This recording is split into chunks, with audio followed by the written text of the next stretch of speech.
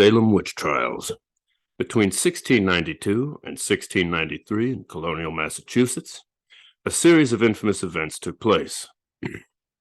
During this brief time, Salem and surrounding towns remarkably dealt with a series of accusations of witchcraft leveled at over 200 people. The details around these events have provided controversy and fascination ever since. The Salem Witch Trials provide one of the most stark studies into paranoia, hysteria, and religious zeal that has ever been recorded in modern history. During this section, we will examine the background to this event, the people involved, the trials themselves, and the consequences. As always, we will finally break down the myths around this remarkable event. It is important to note that the Salem Witch Trials did not take place in a vacuum. Europe-wide, witch hunting had become commonplace, with over 100,000 people being tried. By the time of this incident, though, the craze had somewhat died down in Europe. Geographically and politically, Salem was an area in turmoil. During this period, there were two Salems in the region: Salem Town, which later became the Salem of today, a port town, and Salem Village, of which these specific events took place. Salem Village was poorer, more rural, and under the influence of two leading families, the Putnam and the Porter families. On a geopolitical level, the after effects of the war between France and Britain in the colonies had taken its toll, and this, coupled with disease in the form of smallpox and fears of Native American attacks on the village, created a village rife with suspicion, xenophobia, and a zealous strain of puritanical Christianity. Leading Puritanicals very much believed in witchcraft, and through publications like Memorable Providences Relating to Witchcraft and Possessions, 1689, the identification of symptoms of possession and occult influences were circulating around communities.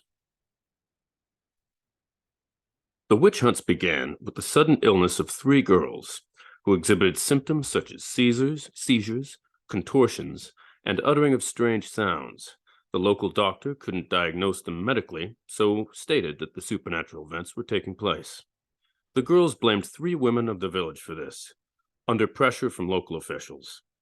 Those accused were Tituba, a slave woman of Caribbean descent, Sarah Good, a beggar, and Sarah Osborne, an old poor woman.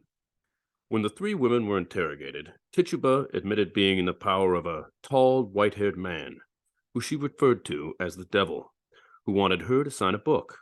She signed and stated several other village women did as well. This led to accusations being circulated widely, and the list of people accused grew, as did the alleged victims, with more and more girls exhibiting similar symptoms like the original three girls. Notable people involved in this event were Samuel Parris, preacher and father of one of the original girls to display symptoms, was an Orthodox Puritan who divided the village with his practices. He was responsible for pressuring the girls into identifying their attackers. Governor William Phipps. He convened a series of judges and overseers to conduct the trials under a special court. He was newly elected and was no doubt under pressure to resolve this issue as soon as possible. Cotton Mather, a preacher and renowned expert in witchcraft, having wrote the aforementioned book in 1689. He was a strong supporter against the trials, pressuring the governor to adhere to legal standards, using actual evidence rather than supposition or spectral evidence.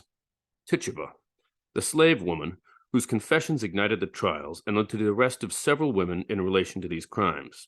It's hard to know her motivations, but we can assume that being an informer was preferable to being found guilty and probably killed.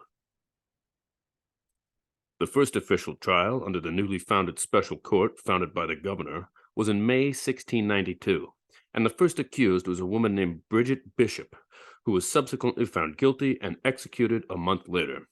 By September, another 18 had been found guilty and executed.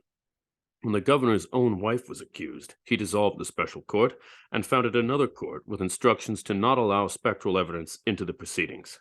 As such, the conviction rate vastly reduced. Eventually, the entire trials were deemed entirely unlawful, and a few years later, most of the victims' reputations were restored.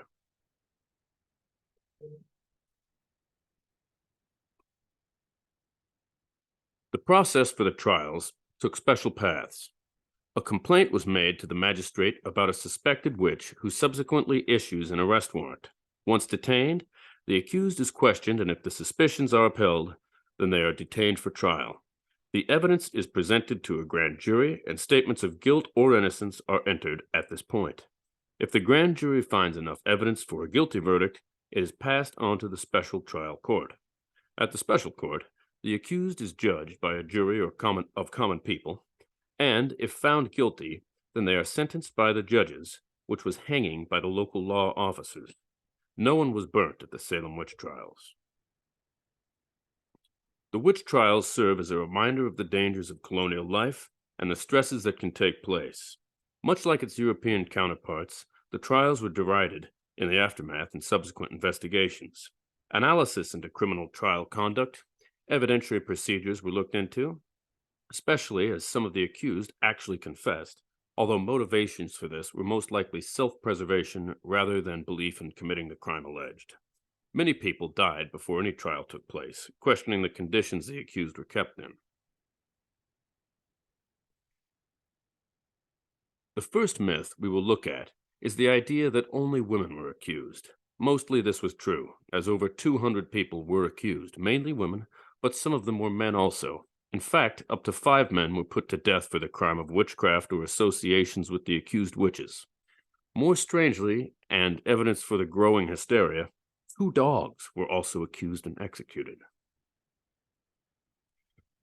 The second myth we'll look at is the belief that religious zeal was the main reason for the persecutions. As we mentioned earlier, puritanical religion was predominant in Salem society, and many of the people involved were connected in some way to the church or Christianity.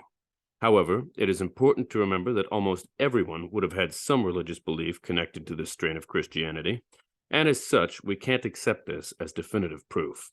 No doubt, religious zeal played a part, and in fact gave a framework to the accusations. But many prominent religious leaders at the time disagreed with the trials and objected to the type of evidence presented, instead desiring a more neutral, systematic approach to the whole event. This was until the very end disregarded. Evidence in the form of spectral evidence was widely accepted, and this took the form of the victims describing what only they could see and feel. Demonly visions, feelings of dread, etc., with no way to corroborate this. Modern historians have argued that while religion played a part, just as likely is the stress of living in a new colony with hostile neighbors and general mistrust of strangers and anything other.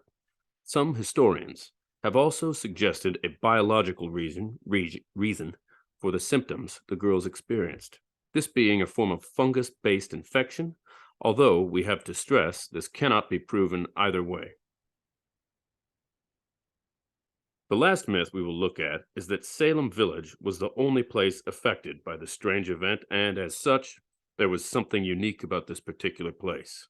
The belief can be dispelled, with evidence of similar events taking place in neighboring towns and beyond.